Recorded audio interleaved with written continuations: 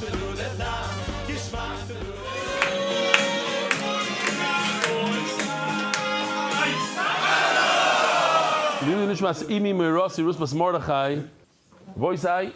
we go. So let's get used to this. We have the Mizbeach Chitzoin and Mizbeach Pnimi. This is going to talk. The Mizbeach Pnimi is going to talk about the Heichel. This represents the Heichel because this is inside the Heichel. This is inside the Azara. Now you have blood that you're supposed to sprinkle on this, and blood that you're supposed to sprinkle on this. Pnim and chutz, and the blood mixes into one cup. Yishafchu la'ama. There's nothing you can do about it. You just got to pour it down the drain.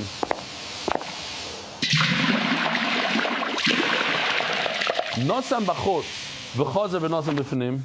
What if it makes a difference where you pour, where you do zrika first?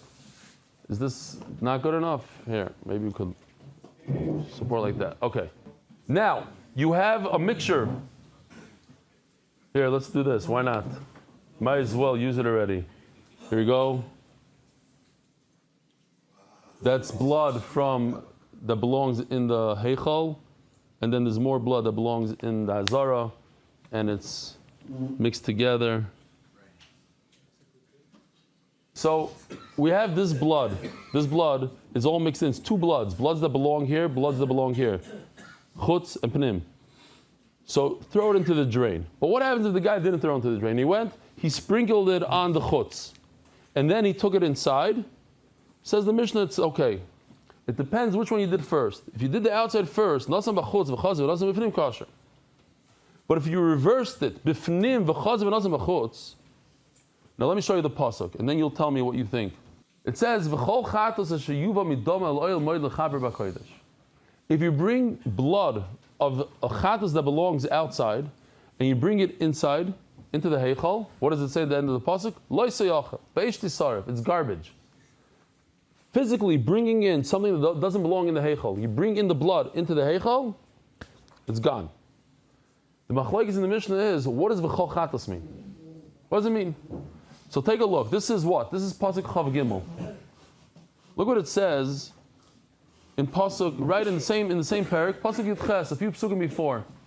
Daber el Aaron vel banav leimar zois teres achatos. I'm going to give you the halachas of achatos, and then it says v'chol chatos. So what is this pasuk talking about? Achatos or shlamim? What is it talking about? Obviously the chayra, it's talking about achatos. What else could it mean? There are Tanoim that say no. This pasuk, v'chol chatos, is referring to all karbanos. You can bring any carbon from here into here, and it becomes pasul. So says the Mishnah, b'fnim, v'chazer v'nasam b'chutz. If first he applied the blood on this mizbeach right here, in the inside mizbeach, then he went outside and he applied it on the outside mizbeach. Rabbi Akiva paisel. Rabbi Akiva says it's pasul. Why? Because when he brought this cup of blood into the pnim, some of the blood in here was another carbon called the chatos from outside that belongs over here, and it became pasul. So once it's inside and he brought it over here, it's pasul as soon as you bring it in. Don't even bother sprinkling it on the mizbeach. You brought it in, pasul. And Chacham say, no, it's not a problem. Rabbi Akiva says, this pasuk v'chol chatos is referring to all bloods that come in. It's only the outer chatos that there's a problem. We had this Rebbe Eliezer all the way in the beginning of the Masechta, that chatos and asham are very similar. Remember, the chatos and the carbon pesach are different than all karbanos. That if you have a machshav of you don't do the right lishma on a chatos, it's throw it in the garbage. Says Rebbe Eliezer, it's not only chatos, it's also an asham. Over here also shows up Rebbe Eliezer and says afa asham. Shenemar kachatos kasham. Any halacha you have with the chatos, you have with the asham. Yesterday we discussed at length, and the day before, this famous halacha concept in Shas called royin.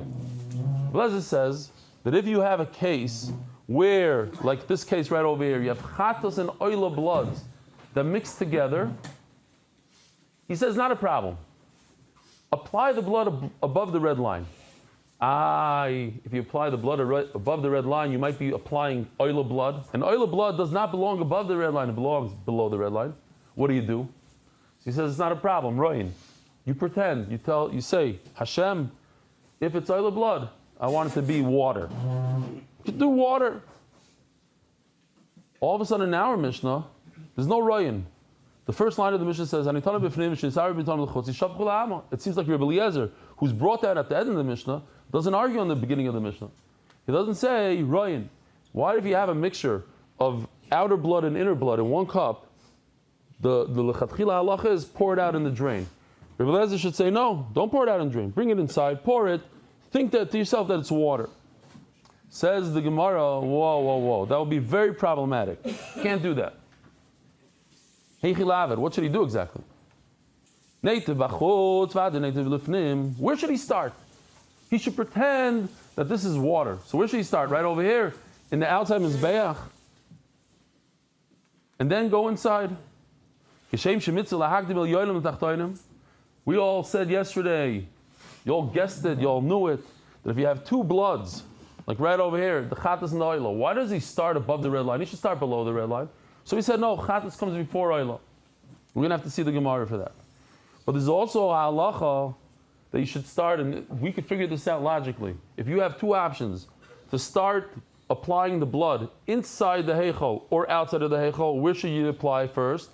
Inside the heichal, there's more kedusha. It's more chashuv, says Rashi. The frim chashuv.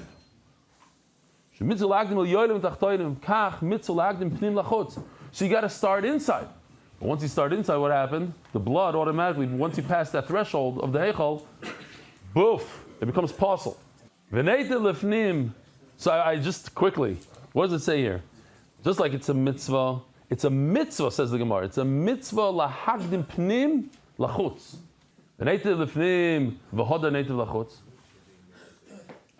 So let him go first inside and apply the blood and then go outside. Even the ikir chatas v'asham. There is a chatas and asham. Some of the karbanas. One of them is a chatas, the second one is asham. And this goes according to Rabbi Eliezer. We're talking about in Rabbi Eliezer. The question is, why doesn't Rabbi Eliezer say royim?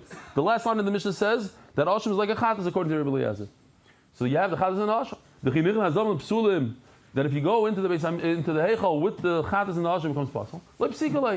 It's not a clear halacha. I can't just say, oh, go inside the heichal first, because there are korbanos that you cannot go in first. Rashi asks a bomb kasha. Check out this Rashi. Rashi says, "Vim toimar, l'fsalino l'chitzonim lahachshir pnimim." Go inside. What do you care? Go inside, and what's going to happen? The blood that belongs outside will become pasul. But meanwhile, the blood that belongs inside is not pasul. And pour it onto the mizbeach. Pour it onto the mizbeach apnimi. At least you'll get one out of the two. Why shouldn't you go for one? In this cup, you have two bloods. You have inside and outer bloods.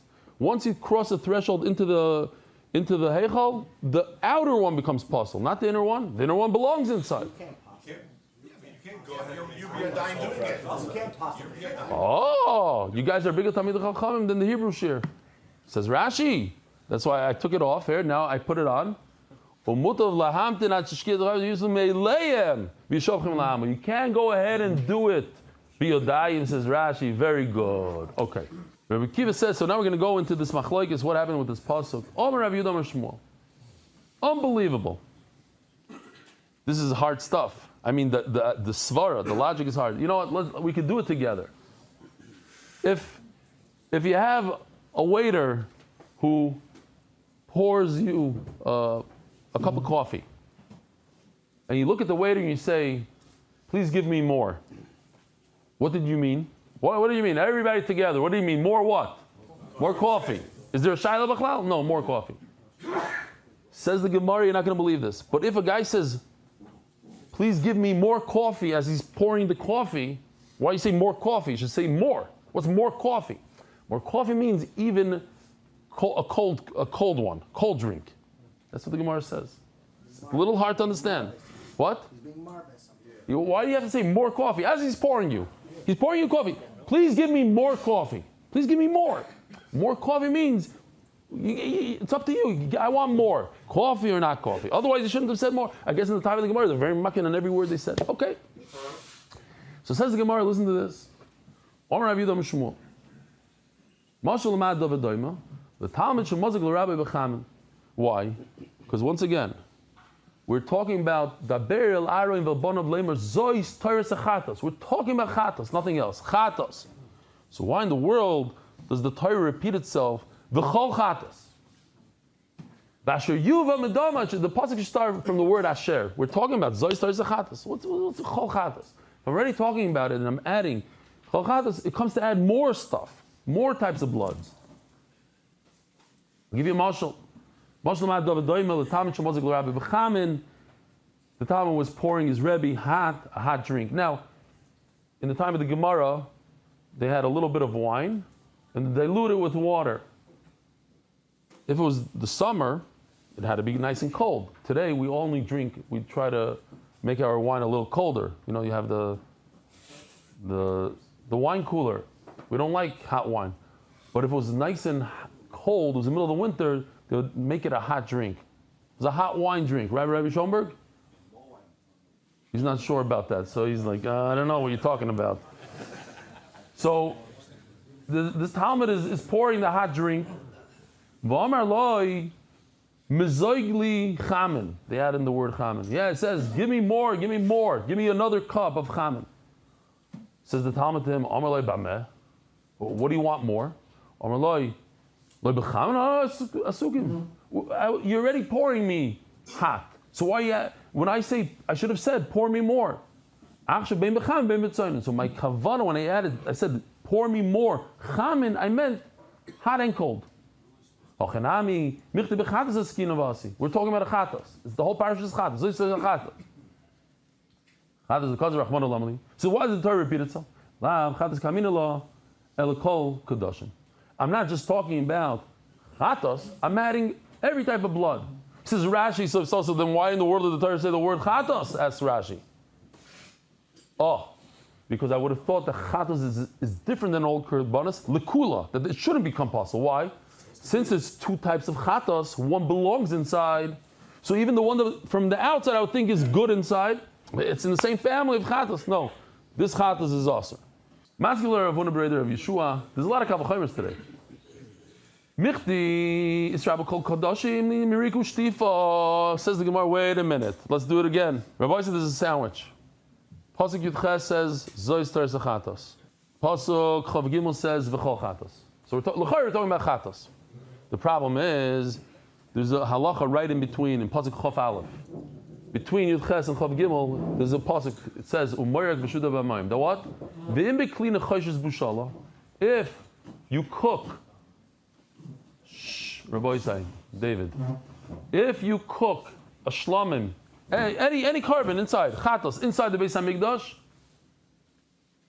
you must wash the pot out if you want to use it again. Why? Because there's belias, there's noiser. Umayrak v'shuda b'mayim. What is this talking about? It's talking about all karbanos, not chatos. So if the beginning of the parish is chatos, the end of the parish says the word chatos, but the middle says all karbanos, says the Gemara, Michti Arabu kol kachim liyamerika v'shtifa all karbanos chatos because of Rachmana Lamali. So why does it say again that you shouldn't bring the blood into the heichal from a chatos? Shema mino chatos in midachmin eloi. Yes, and beautiful. You can't say that the Chol Chatos is referring to all karbanos because they're already talking about all karbanos. So the Chol Chatos is coming to exclude all karbanos. It's a kasha. 1 minute. He says your whole kavachomer is off here. So this makes a. You want to hear a mashal? I'll take your mashal and give it right back to you. There was a Talmud that was pouring his Rebbe poured him both.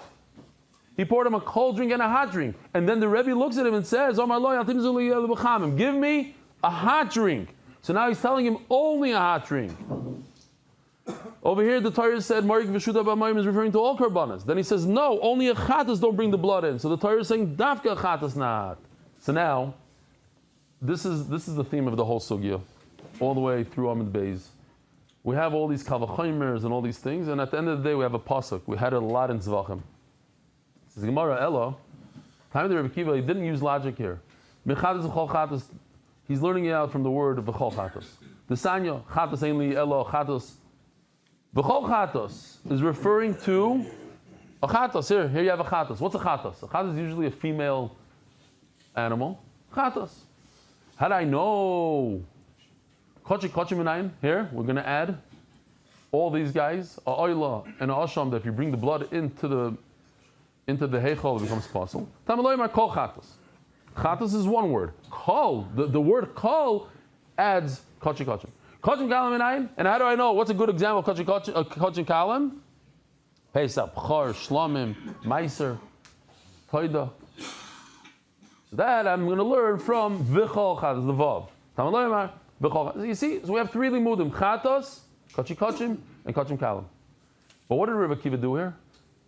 He really went off track here. The Torah says Chatos, and he went from Chatos, the Vav from the Chatos. He went from a Chatos all the way to Shlomim. Tamaloyimar. So, Rebbe Kiva, what you're doing is not right. The Torah says chatos. How do you jump from a chatos to kochim and then to kochi kalim, and you got all the way to a bachar and meiser? I have a much better way to read the pasuk. I'll take the same limudim that you have, the same extra words, but let's focus. Let's focus on a chatos. What's the pshat? You're right. Chatos is like you. No, not mamish like you, but individual chatos. How do I know? Here we go. That a chatos that you bring on Yom Tov is also included, that the blood is not allowed to go into Heichal. How do I know? In chatos. I'm doing all the limudim in chatos. And now I know a zocher, I know a nekeva, I know Yom Tov. As the Gemara, first of all, let's just take care of this for a second. Most chatos, 90% of chatos are female. So why do I need a pasuk to say female? What I need a pasuk is male, not female. Yeah, you're right. Here, look what he did. We're just going to switch the two around. We're starting off with nekeva. Chatos means a nekeva, and then I need a pasuk for a zocher. Fine. So that's that. So we have Rebbe Kiva that learns from this pasuk, kochi kalim and kochi kochim, and Rabbi Yosef Agli learns from the pasuk within chatos, different types of chatos. But the problem is, sorry, Rabbi Yosef Agli but he takes this pasuk and learns something completely different out of the pasuk.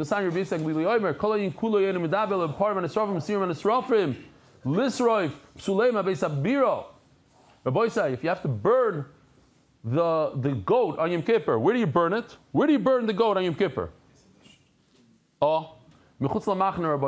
Outside where people live, outside of Yerushalayim, outside. What do you do if that same goat is pasul? Pasul.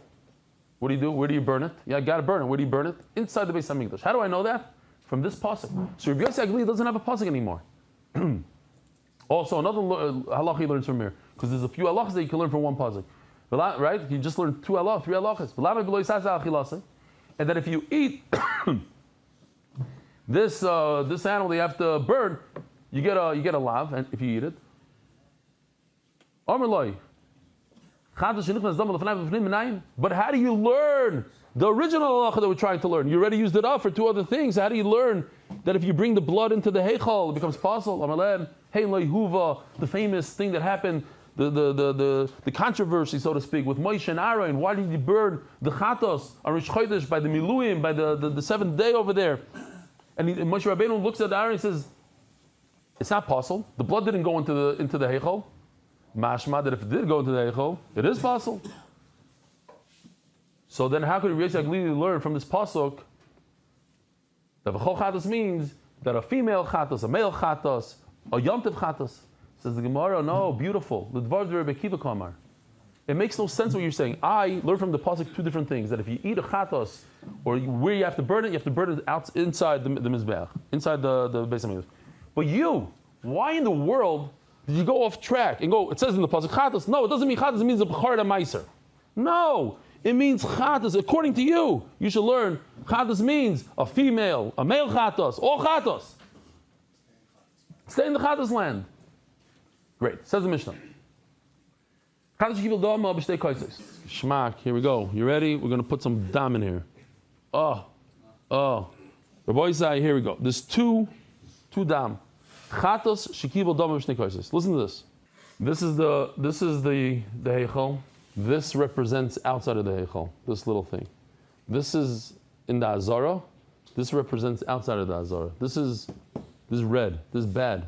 This is outside of the Beis Hamikdash. Okay. Chatos shekibel dam b'shnei kaisos. There's so much blood coming out of this animal. There's 50 liters. He grabbed it in 2 cups. One of the cups, here, Rabbi Isai, follow me. It's very easy. Where did it go? This blood? Outside of the Beis Hamikdash. What's the halach about this cup? Bad or good? Does this influence this? Does the cup that went outside influence the cup inside? No. Hapnimi kosher. This remains kosher. Listen to this, Rabbi Isai. It didn't go outside of the Beis Hamikdash. One went into the heichal, like this. Rabbi Isai says it doesn't influence this. We have a good cup that you could still pour the blood. But Chacham says it influences. And now we're starting with Kavachomers. So you got to pay attention here. Very, very simple Kavachomer. But I want you to understand this Kavachomer well because there's 5 of them. Very, very similar. We take the same concept and it's the same answer every time. Rabbi Isai, Pigul. The thing about Pigul, where are you thinking? You're thinking inside the Beis HaMikdash. You're thinking to do Pigul, to do Zrikas Hadam outside of the Beis HaMikdash. Chutz l'malkim. Yeah, you're thinking you're going to do Zrikas Hadam, Zrika, outside of the Beis HaMikdash. It says Rabbi Yossi, here, there's 2 concepts. If you take this blood, you think to yourself you're going to do it outside of the Beis HaMikdash. You think to yourself it's going to be over here. What's the halacha? The whole carbon is possible. But if you think to yourself, let's say, that you're going to sprinkle the blood inside the heichal,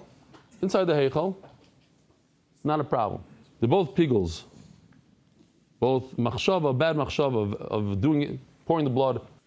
If I think that I'm going to pour the blood outside of the Beis HaMikdash, it's bad. If I think I'm going to pour the blood inside the heichal, it's good. So this right over here is worse than this. This is bad. This is chumrah. This is kal. So this is like this. What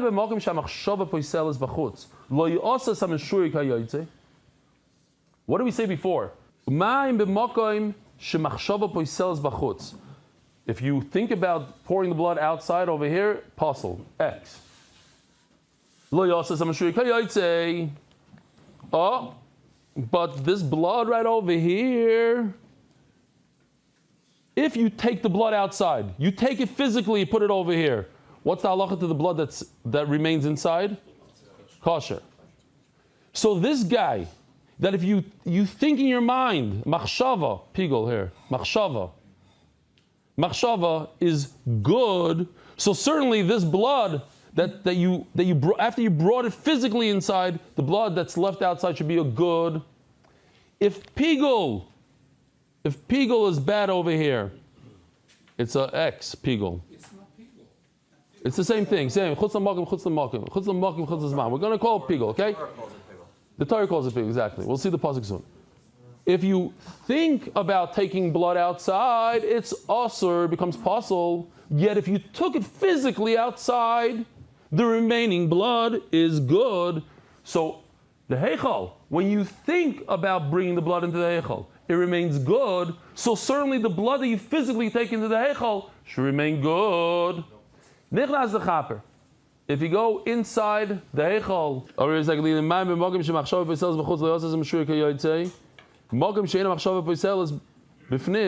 so the heichal, that when you think you're gonna pour the blood in the heichal, it doesn't do anything to the blood. And so certainly if you physically bring the blood into the heichal, the blood that's left over outside the heichal nothing should happen to it. Just like nothing happens to the blood that you bring out of the Beis HaMikdash and you put it on the yotzei part over here. You physically do it. the blood that remains in the Beis HaMikdash remains good, so too the blood that you should bring into the Heichal should remain good, says Rabbi Yosef Glili. Next halacha. Nichnas l'chaper. If a kohen takes this blood, takes it physically, and goes into the Heichal to sprinkle it on the Mizbech, but didn't sprinkle it, Pasul. As soon as you cross the threshold, it becomes Pasul. Divri Eliezer. Reb Shimon Omer, Achi Chaper. No. You have to actually apply it to the Mizbeach, then the blood becomes Pasul. Reb Yehuda Omer, Im Hichnes Shoygei kosher. Depends. If you went in deliberately, then it's Pasul. If you did it by mistake, then it's kosher.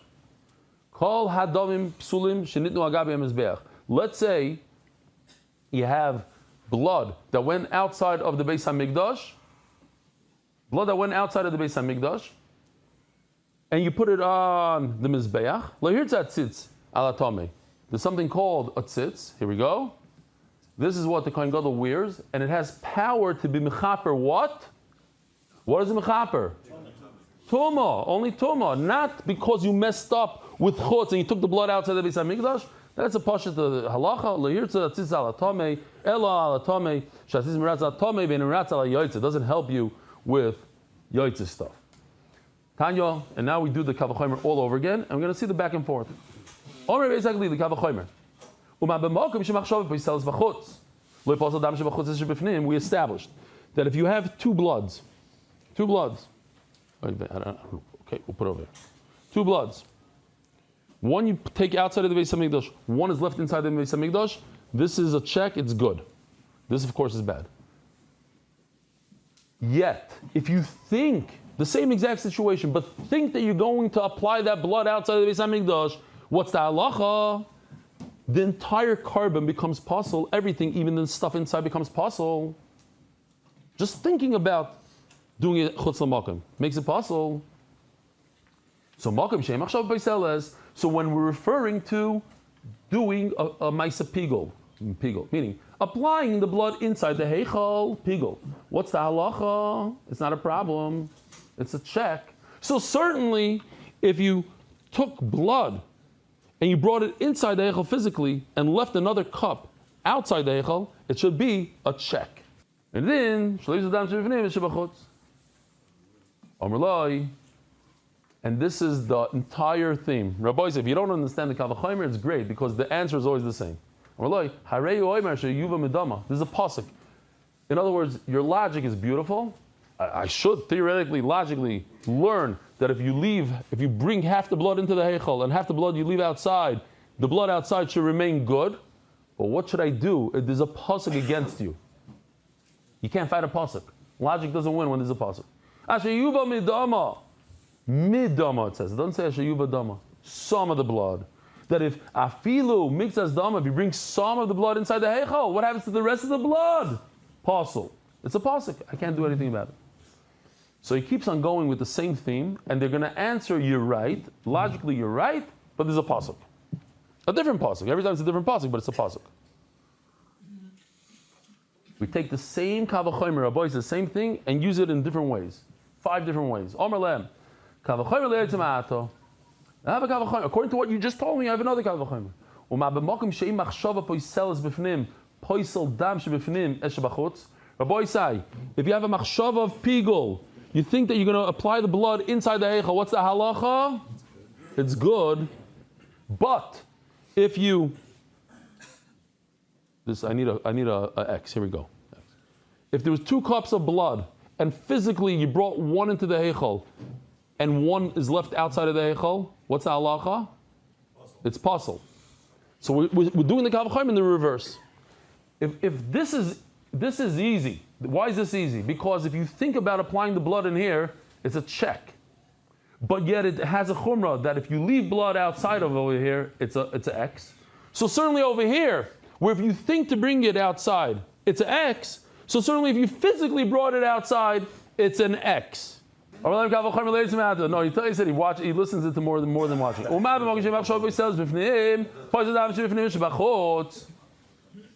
Right? We said it already, so I will just say it inside.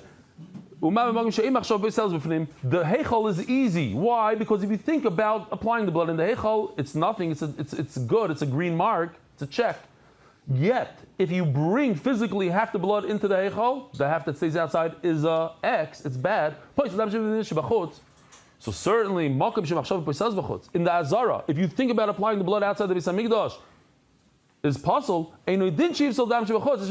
Certainly, if you leave a cup of blood inside the Beis Hamikdash and take one outside of the Beis Hamikdash, it should be an X. But we say that it's a check. It's a good kasha.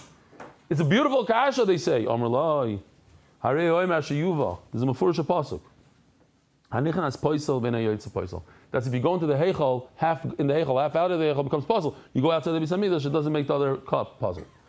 So that's another kasha. We know, we said, right? Rabbi said, if I think about applying the blood, here, I think about pigul, call it pigul. I think about applying the blood inside the heichal. What's the halacha? Check. It's good. I want to say through logic that it's bad. I have a kavachayim that it's bad. If thinking about not thinking, pashut. If leaving, we already discussed. If you leave one cup, let's see, akapanim, it should be this should be worse than this. Inside the eichel should be worse than the chitzain, and therefore I should say that if I leave half the blood inside and half the blood outside, it should be possible, not kosher. And what's the answer to that, Rabbi saying? It's a mafurish pasuk. If I think about applying the blood inside the heichal, it should be possible. Why have logic? Beautiful. Outside, if I think about applying the blood outside, what's the halacha? X. But if I leave the blood inside, I leave one cup inside and take one outside, what's the halacha? Kosher, everybody told me from the beginning of the Mishnah. If I physically take one cup outside and leave one cup inside, it's kosher.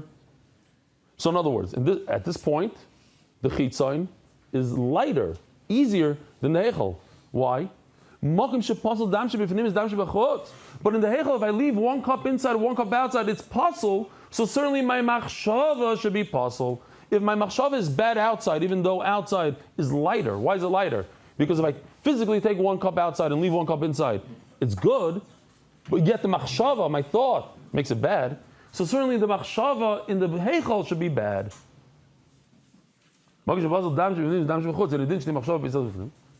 He says, too bad. You're right. Great logic. By Pigul it says, and we learned already, it did go through to the next page. We had this halacha, Rabbi say, you need three things in order for something to be, there's three conditions. Condition number one, bedam. Condition number one, basar, and be'emurim. Where in the world could you eat a murim outside of the Beis Hamikdash? Where in the world can you do zrika outside of the Beis Hamikdash? In Abama. So there's everywhere outside of the Beis Hamikdash you could do pigul. Think I'm going to do the zrika outside. Why? Because once upon a time there's something called a bama, and you're allowed to eat the meat there, you're allowed to apply the blood there, etc. There's only one place in the entire world where you cannot eat meat of a carbon. Where is that? Inside the heichal. And therefore, pigul doesn't apply inside the heichal. So end the story. It's a mafurish pasuk. Now we continue with the kavachomer. Like the hey, machshava b'isaz v'chutz mikavachomer. The machshava. So you ask a simple question. It's a mafurish pasuk. Okay, we know this. Pigul shouldn't work. A regular pigul shouldn't work. What's the answer? It says in the Torah, pigul worked. But he asked from this kavachomer, your thought that you're going to bring the blood outside of the Beis Hamikdash shouldn't passel the carbon.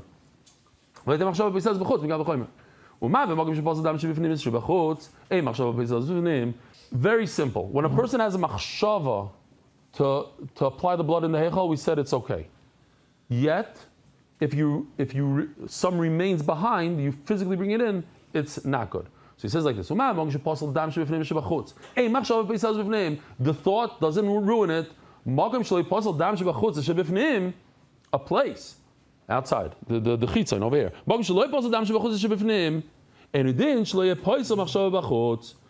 Over here, if you leave one cup inside, take one cup outside, what's the halacha? The cup inside is good. So machshava shouldn't ruin it. And what's the answer to that? It's a mafurish pasuk. Leiba shlishi chutz zmanoi pigul chutz koimoi. We had this in the beginning of the Masechta. Where's the pasuk? You guys are going already? By Yom HaShlishi, How many days could you eat a shlamim? 2 days. And he thought 3 days, that's machsheves pigul. We call it pigul. The end of the pasuk says pigul yeh, not to eat it, but I'm sorry, to eat it chutz l'makom, the Torah says.